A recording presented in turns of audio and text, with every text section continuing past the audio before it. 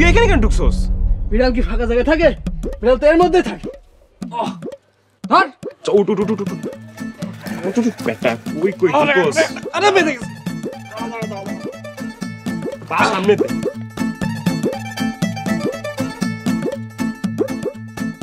বিড়াল যেখানেই থাকে আজকে বিড়াল খুঁজেই ছাড়। চল সামনে দে। কি রে পাইছস? আমি কই পাবো?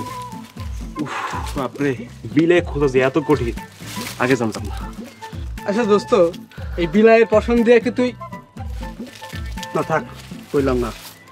মন খারাপ করিস না দোস্ত, তোরা তো সব জানবি।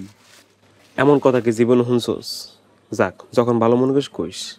বিলাই খুঁজতে খুঁজতে 2টা ঘন্টা শেষ। বেজায় খিদাও লাগছে। কি খাবি ক?